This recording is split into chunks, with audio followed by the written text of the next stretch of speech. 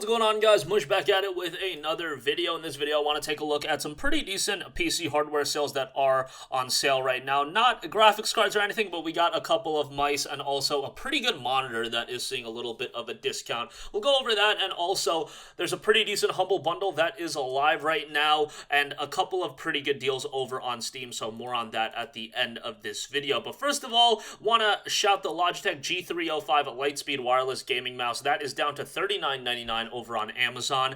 Now, this mouse typically goes for $60 on its MSRP. However, Amazon has had it before for $50, $40. At this price point, it's pretty good. It's got the slick black look. They do have it in blue and lilac as well. However, those are a little bit more expensive. Would just stick with that one. $40 I think is a pretty decent deal. Also, the ROCCAT gaming mouse is down to $60 where it's typically $80. Another pretty decent mouse with 23 programmable keys, so check that out if you do want a little higher end of a mouse. This one is a little bit more on the bulky side, but wanted to give that a mention as well. And lastly, the Gigabyte G27Q 24-inch 144Hz 1440p monitor that has a 1 millisecond response time is down to $280. This is a FreeSync monitor. Pretty good. A 144Hz 1440p monitor for $280 I think is pretty solid. 1440p seems to be kind of a new standard that people are starting to flock towards. I mean, right now you can't buy a video card, but let's say everything was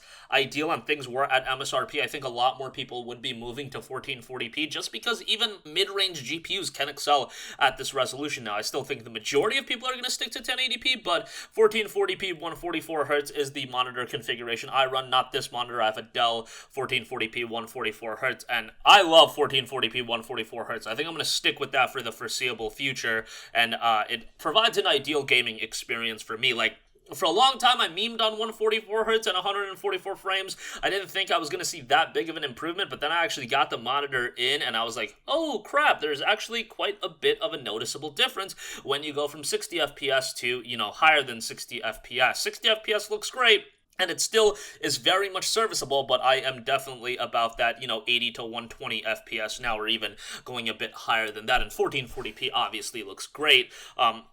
Sacrifice a little bit on the resolution side of things because 4K 144 Hz is really hard to pull off, but at 1440p it's a little bit more manageable. So check those out. Links in the description box below. They will be Amazon affiliated, so if you buy anything using those links, I do get a bit of a kickback, and that is appreciated.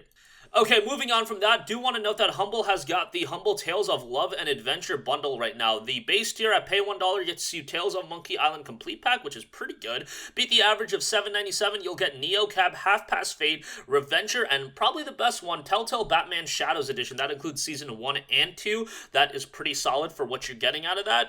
For $7.97, along with all of the other games, I would say that beating the average is pretty good. Pay $12 or more, and you'll get Black Sod Under the Skin, and you'll get Hive Swap Act 2. Black Sod Under the Skin is a game that I've been meaning to check out more of for quite a while. It launched at like $40 or $50, so now that it's at a Humble Bundle, pretty good at $12. And then pay $15 or more, and you will get Indivisible. Bonuses also include a Black Sod Under the Skin soundtrack, and you are supporting the Covenant House charity. Check that out if you are interested. I'll leave a link in the description box below, and I am a Humble partner, so I get a kickback off that if you guys are interested in doing that. Finally, on Steam, a couple good deals over here. Shadow Tactics Blades of the Shogun seeing a steep discount, 90% off for $4. If you're a fan of strategy tactical games with a great setting, like if you're a fan of that Edo Japan period, you're going to feel right at home with this one.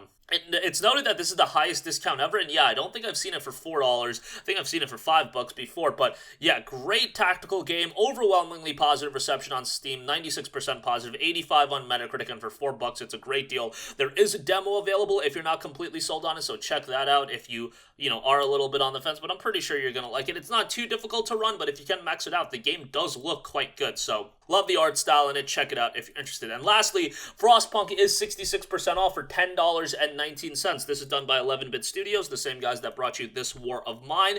Very, very dark and grim game. I mean, it kind of paints a bleak future for the society in this game. You're going to have to make a lot of decisions. I haven't played it in a little bit, but 11-Bit Studios has been hard at work in updating the game and, making it better. So for $10.19, I played it when it originally came out, and I had a great time with it, put a lot of hours into this one.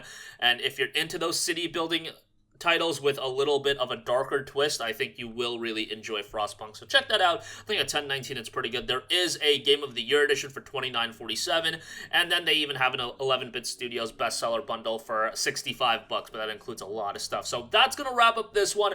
Links to everything in the description box below. As always, guys, thanks for watching. I'll catch you guys in the next one. If you guys have a request for a future video, you can leave that in the comments section down below, and peace out.